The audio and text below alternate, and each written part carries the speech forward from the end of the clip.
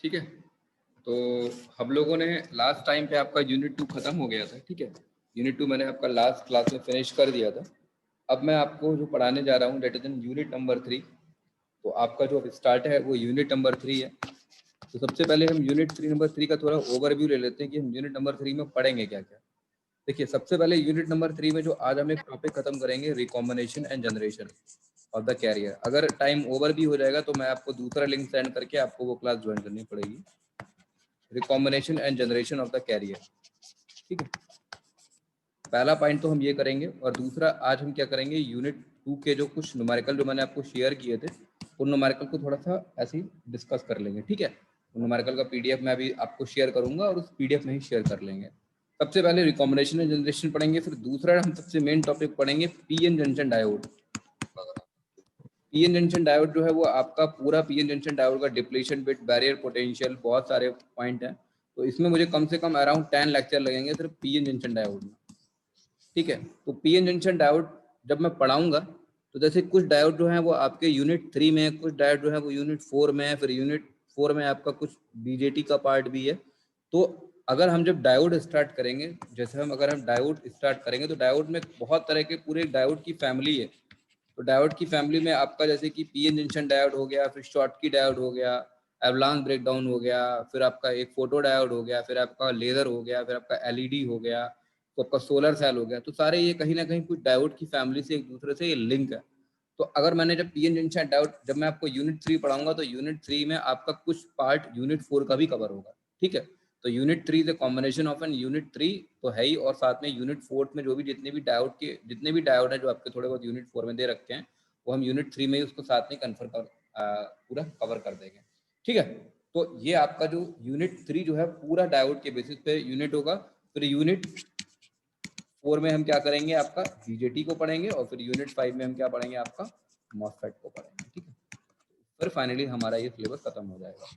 तो ये आपका यूनिट 3, यूनिट 4, यूनिट 5। तो सबसे पहले जो आज का हमारा टॉपिक है recombination and generation of the carrier. सबसे पहले हेडिंग डालते हैं आपका, क्या है आपका टॉपिक आज का, recombination and generation of carrier. Recombination and generation of the carrier. Carrier का मतलब क्या हो गया, चार्ज कैरियर, चार्ज कैरियर। ठीक है, और राइटिंग में ओवर लिख दिए। तो recombination and generation of the carrier का क्या इफेक्ट पड़ता है, देखिए सपोज अगर आपका कोई भी एक सेमीकंडक्टर ब्लॉक है, ये आपका सेमीकंडक्टर ब्लॉक है, तो इस सेमीकंडक्टर ब्लॉक में जो भी आपके पास, मैं आपको बता चुका हूँ क्या होंगे, मेजॉरिटी चार्ज कैरियर होंगे, इंट्रिंसिक या एक्सट्रिंसिक या जो भी है, मतलब इसके अंदर कहीं ना कहीं चार्ज कैरियर्स होंगे। अगर इस सेमीकंडक्टर मटेरियल को कोई भी energy they, energy in the form of thermal energy, energy in the form of photon energy, energy in the form of electron, electrical energy. Thermal energy का मतलब क्या हो गया, टेम्परेचर हो गया। फोटोन एनर्जी का मतलब क्या हो गया, लाइट इंटेंसिटी हो गया। और इलेक्ट्रिकल एनर्जी का मतलब क्या होगा, सप्लाइड वोल्टेज, डीसी वोल्टेज, या जो भी आपने इलेक्ट्रिकल सिस्टम, इलेक्ट्रिकल सप्लाई अपने अप्लाई की। तो जब सप्लाई करने पर क्या होता है कि चार्ज कैरियर्स आपको मैं बता चुका हूं कि जैसे कि ये क्या होता है आपका कंडक्शन बैंड, और ये आपका वैलेंस बैंड। तो जब आप इसमें सप्लाई दोगे तो क्या होंगे, वैलेंस बैंड में जो आपके बॉन्डेड इलेक्ट्रॉन्स हैं वो क्या करेंगे, ब्रेक करेंगे, और ब्रेक करने के बाद में क्या होगा, आपका फ्री इलेक्ट्रॉन से कन्वर्ट होंगे। वो फ्री इलेक्ट्रॉन क्या करेंगे, आपके वैलेंस बैंड को छोड़ के कंडक्शन बैंड में जाएंगे। अगर आप किसी भी सिस्टम को क्या करोगे, आप एनर्जी दोगे, energy in the form of thermal energy, energy in the form of photon energy, energy in the form of electrical energy. ठीक है, तो अगर कोई वैलेंस बैंड का अगर बॉन्डेड इलेक्ट्रॉन कोई ब्रेक हुआ, तो बॉन्डेड इलेक्ट्रॉन, जैसे बॉन्डेड इलेक्ट्रॉन आपको सिलिकॉन स्ट्रक्चर बताया था ना, अगर बॉन्डेड इलेक्ट्रॉन क्या होगा, यहाँ पर इलेक्ट्रॉन होगा, अगर आपने टेम्परेचर दिया तो ये बॉन्ड क्या होगा, ब्रेक होगा। अगर ये बॉन्ड ब्रेक होगा तो ये इलेक्ट्रॉन क्या करेगा, इसको छोड़कर अपना कहाँ जाएगा, फ्री इलेक्ट्रॉन में कन्वर्ट होगा। अगर ये इलेक्ट्रॉन फ्री इलेक्ट्रॉन में कन्वर्ट होगा तो ये इलेक्ट्रॉन तो एक फ्री चार्ज कैरियर इलेक्ट्रॉन तो क्रिएट हुआ, और साथ में भी क्या कर गया, अपनी कहीं ना कहीं एक वैकेंसी भी छोड़ गया। तो हम बोल सकते हैं कि टेम्परेचर की बढ़ाने, टेम्परेचर की वैल्यू को इंक्रीज करने पर क्या हुआ, हमारा एक इलेक्ट्रॉन और एक होल का क्या हुआ, जनरेशन हुआ। कि ये क्या हुआ, हमारा जनरेट हुआ टेम्परेचर की वैल्यू को बढ़ाने। तो जनरेशन कब होगा, जब हमारा क्या होगा, जब हमारा क्या होगा, क्या कहते हैं, हमारा कोई बॉन्ड ब्रेक होगा टेम्परेचर बढ़ाने पर। फिर क्या होगा, एक टाइम बाद क्या होगा कि ये कुछ इलेक्ट्रॉन कुछ, कि आपको पता है हर एटम क्या हो रहा है, हर एटम अपनी एक स्टेबल स्टेट में रहना चाहता है। फिर क्या बात होगा, जैसे ही आप एनर्जी को लूज करोगे तो क्या होगा, ये कंडक्शन बैंड का इलेक्ट्रॉन दोबारा कहाँ जाने की कोशिश करेगा, वैलेंस बैंड में जाने की कोशिश करेगा। अगर कंडक्शन बैंड का इलेक्ट्रॉन दोबारा वैलेंस बैंड में जाने की कोशिश करेगा तो हम क्या बोलेंगे, ये रिकॉम्बिनेशन हो गया, it is recombination of the carrier. Generation का मतलब टेम्परेचर बढ़ाने पर आपका इलेक्ट्रॉन होल पे जनरेट हुआ, it is generation of the carrier. और कुछ टाइम बाद क्या होगा कि वो कंडक्शन बैंड का फ्री इलेक्ट्रॉन वापस बैलेंस बैंड में आएगा, तो it is recombination of the carrier. तो रिकॉम्बिनेशन में क्या होगा कि एक इलेक्ट्रॉन और होल पूरा आपका फाइनली, अगर रिकॉम्बिनेशन की बात करोगे तो फाइनली कंडक्शन बैंड का इलेक्ट्रॉन आपका बैलेंस बैंड में जाएगा, और जनरेशन की बात करोगे टेम्परेचर की वैल्यू बढ़ाने पर तो बैलेंस बैंड का इलेक्ट्रॉन आपका कहाँ जाएगा, कंडक्शन बैंड में जाएगा। तो हम बेसिकली इसी सिस्टम को पढ़ना चाहते हैं, recombination rate of generation and और generation and recombination rate of the carrier concentration. अब देखिए यहाँ पे मैंने आपको थ्योरी में एक शेयर किया है, मैंने लिखा भी है pure semiconductor material number of hole equal to number of electron due to thermal aggregation radiation new electron hole pair generated per unit volume presented by electron hole pair disappear as a result of recombination. मैंने आपको जो बोला है वही मैंने लिखा है। तो हम डायरेक्टली क्या करते हैं कि अब देखिए यहाँ पे क्या होता है कि एक होता है आपका जिसको हम बोलते हैं टाउ पी और एक बोलता है tau N. What is the meaning of tau P and tau N? तो टाउ पी का मतलब होता है mean life time of hole. Tau P का मतलब होता है mean life time of hole, और इसका मतलब क्या होता है, टाउ एन मतलब mean life time of electron. Simple सी बात है। अब ये मीन लाइफ टाइम क्या होता है, देखिए कोई भी होल का एक बार क्या होगा, जनरेशन होगा, फिर उसका क्या होगा, रिकॉम्बिनेशन होगा। तो जनरेशन और रिकॉम्बिनेशन दोनों का जो एवरेज टाइम होता है that is called n tau p. Tau p मतलब मीन लाइफ टाइम। तो वही लिखा हुआ on average a hole time will exist for a tau p second before recombination. Similarly an electron will exist tau n since before recombination. मतलब generation और recombination दोनों का अगर हम एवरेज टाइम ले लेंगे तो वो हमारा क्या होगा, फाइनली मीन लाइफ टाइम होगा।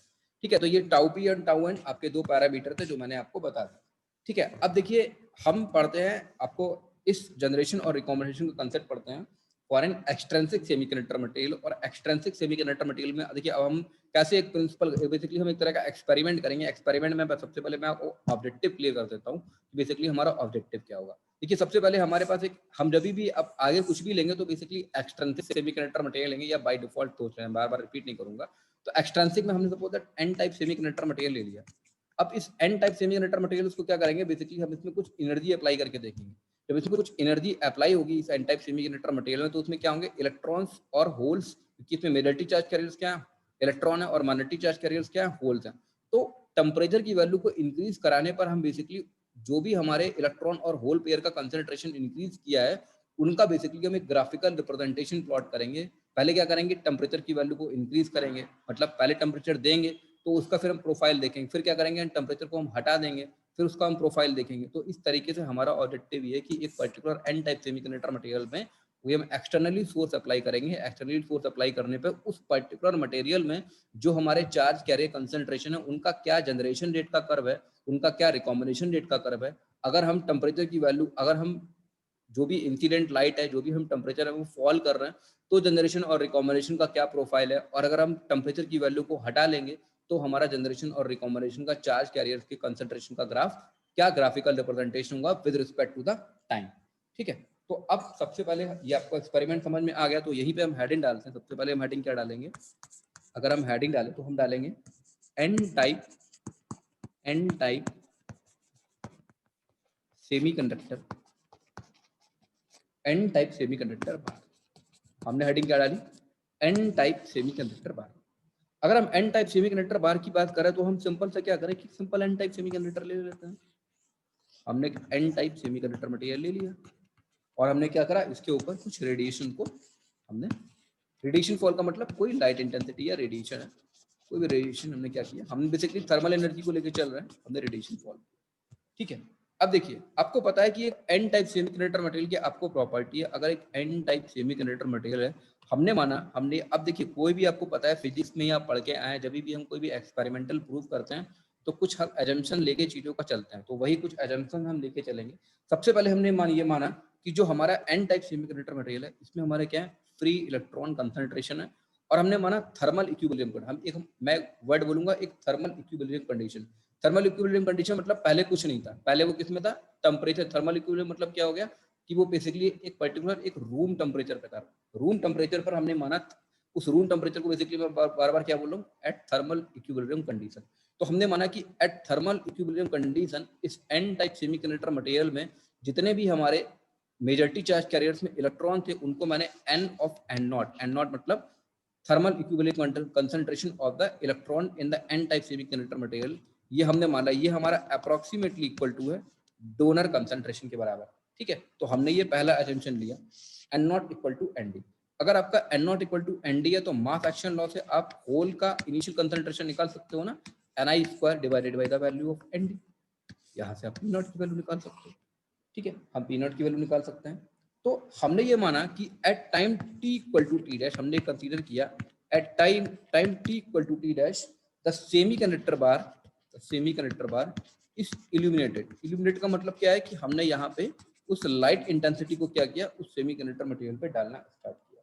जब आपने उस पर्टिकुलर सेमीकंडक्टर पे लाइट इंटेंसिटी को डालना स्टार्ट किया तो क्या होंगे, वैलेंस बैंड के इलेक्ट्रॉन कहाँ जाएंगे, कंडक्शन बैंड में जाएंगे। वैलेंस बैंड के बॉन्डेड इलेक्ट्रॉन ब्रेक होंगे और कहाँ जाएंगे, कंडक्शन बैंड में जाएंगे। जब इलेक्ट्रॉन कंडक्शन बैंड में जाएंगे तो फिर क्या होगा, आपका एक इलेक्ट्रॉन जो इलेक्ट्रॉन टूटा है वो आपका होल क्रिएट करेगा वैलेंस बैंड में, यानी कहीं ना कहीं आपका इलेक्ट्रॉन और होल पेयर का क्या स्टार्ट हो जाएगा, जनरेशन स्टार्ट हो जाएगा। तो हम वो लिख सकते हैं there will be generation of new electron and whole pair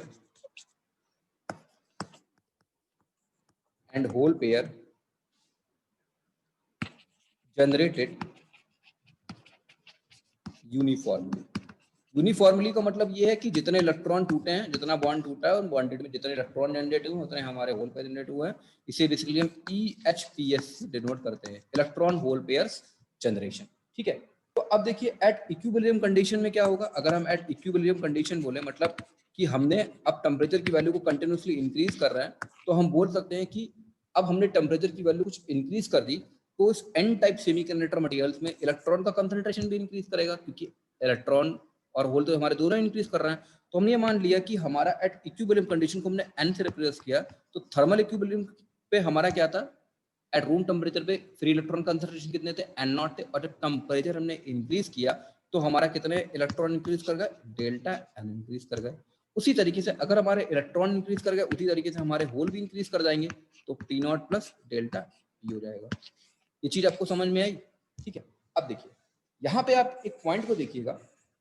देखिए, तो अगर इससे हम यहाँ से बोल सकते हैं कि अगर इसको कंपैरिजन करें तो हम बोल सकते हैं n minus n naught equal to delta n और p minus p naught equal to delta p. तो हम बोल सकते हैं, तो इसमें इस केसेस में हम बोल सकते हैं कि जितने हमारे इलेक्ट्रॉन जनरेट हुए उतने हमारे क्या होल जनरेट हुए, delta n equal to delta p, क्योंकि हम पहले ही आपको ये बता चुके हैं कि n की वैल्यू किसके बराबर है, p के बराबर है। ठीक है, तो जितने इलेक्ट्रॉन, देखिए ये जनरेशन वाले हैं, ये इसको आप वो मत समझिए इंट्रिंसिक सेमीकंडक्टर मटेरियल है। n इक्वल टू p का मतलब यहाँ पर ये है कि जितने हमारे electron at temperature t equal to t naught पे टूटे हैं उतने हमारे होल्स क्रिएट हुए हैं, मतलब इलेक्ट्रॉन और होल पेयर बराबर जनरेट हुए हैं। अब देखिए will be generated in pair. अब देखिए यहाँ पे देखिए आप थोड़ा सा कि ये क्या है, आपका एक n टाइप सेमीकंडक्टर मटेरियल है। इसमें n टाइप सेमीकंडक्टर मटेरियल में इलेक्ट्रॉन्स क्या होंगे, हमारे मेजॉरिटी चार्ज कैरियर होंगे, और हमारे होल क्या होंगे, माइनॉरिटी चार्ज कैरियर होंगे। ठीक है, होल क्या होंगे, हमारी माइनॉरिटी चार्ज कैरियर। सपोज अगर आपने टेम्परेचर की वैल्यू को क्या किया, इंक्रीज किया, आपने टेम्परेचर की वैल्यू को क्या किया, इंक्रीज किया। अगर आपने टेम्परेचर की वैल्यू को इंक्रीज किया, हम मान लेते हैं कि हमारे इनिशियल इलेक्ट्रॉन जो है वो 10 की पावर 5 है, और हम मान लेते हैं जो हमारे होल है वो 100 है, क्योंकि एन टाइप का सेमीकंडक्टर मटेरियल है तो इलेक्ट्रॉन की कंसंट्रेशन बहुत ज्यादा होगी। तो हमने मान लिया इलेक्ट्रॉन की कंसंट्रेशन 10 की पावर 5 है और होल की कंसंट्रेशन कितनी है, 100 है। अब हमने क्या किया कि टेम्परेचर की वैल्यू को इंक्रीज किया। टेम्परेचर की वैल्यू को इंक्रीज करने पर हमारे इक्वल नंबर ऑफ इलेक्ट्रॉन और इक्वल नंबर हमारे होल क्या होंगे, क्रिएट होंगे। हमने माना कि टेम्परेचर की वैल्यू को इंक्रीज करने पे जो हमारे इलेक्ट्रॉन्स हैं वो बेसिकली हम हमारे अगर इलेक्ट्रॉन 10 जनरेट हुए तो होल भी 10 जनरेट होंगे। तो हमने क्या किया, 10 की पावर 5 प्लस 10 किया, और फिर उसके बाद में हमने 100 प्लस 10 की पावर 10 किया।